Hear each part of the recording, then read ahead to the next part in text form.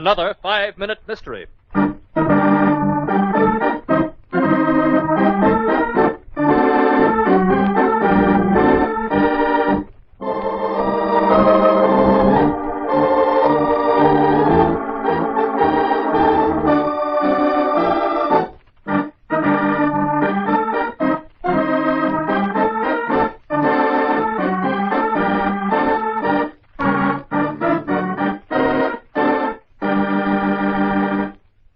After showtime in a downstairs restaurant in Lower New York.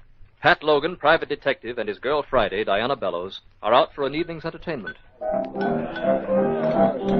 2 more, Tony. Sure, Mr. Logan. You have it right away. Oh, Pat, isn't it wonderful? The whole evening to ourselves. No murders, no robberies. Nothing but fun. Well, I promised you this evening out, didn't I? As soon as the Morrison case was closed. I know, Pat. I think maybe that's why I like you so. Like me? Well, maybe a little more. Mr. Logan. Yes, Tony, what's the matter? No more antipasto? No, Mr. Logan, it's worse than that. Something terrible. Well, what is it? What's happened? In the back room, Joe Matelli, the owner of this place. He's just been shot. All right, Tony. And you, Mr. Koski. I'd like to talk to both of you in here. Diane, the coroner will be here any minute. He might need your help. All right, Pat, I'll go wait for him. Now then, let's get this story straight. Mr. Koski, Tony tells me you discovered the body. That's right. I just left Joe not more than 3 or 4 minutes before. He'd been in a depressed mood for days over some money he owed, but the suicide really gives me a turn. How soon would you say you got to the body after the shot was fired, I mean? Oh, just a matter of seconds. I was in the next room when I heard the shot. I ran in just as Joe was slumping to the floor. And the gun, this gun right here, was in his hands. That's right, Mr. Logan. It dropped right then when he fell. Uh-huh. And you, Tony? Yeah, I heard the shots, too, just as I was coming up from the wine cellar.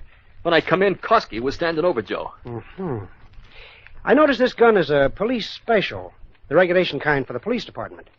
Anyone know how come it came to be in Joe's possession? Yeah, he had it for some time, Mr. Logan. He had a brother-in-law in the force and borrowed it for protection. And now he uses it to commit suicide with. Rather ironic, I should say. Yeah, it is, all right. Pat. Yes, Diane. The coroner just moved the bullet. He thought you'd probably want to look at it. Here it is. Yes. Fine. 45 caliber. Fired at close range. If you want anything more, I'll stick around. Hey, wait a minute.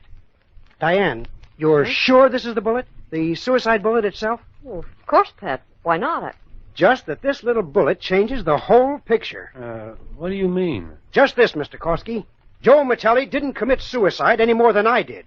He was murdered. I thought there was something funny here. Murdered? Yes, Mr. Koski, murdered. And I think you're in for another surprise right on top of that one. Because you're under arrest, Koski, for that same murder. So the supposed suicide was murder after all, and Mike Koski is under arrest. Do you know the clue? In a moment we'll hear, but first...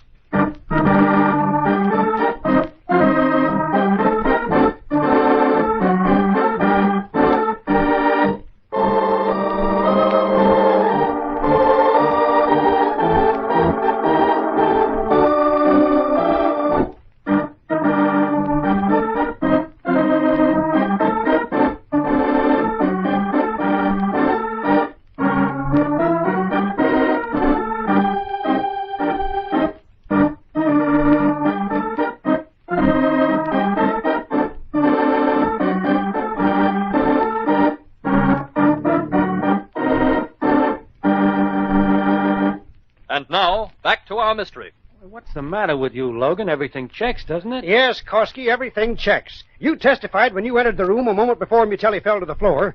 This suicide gun was still in his hands. So what? That gun was not the death weapon, Koski, and this bullet proves it.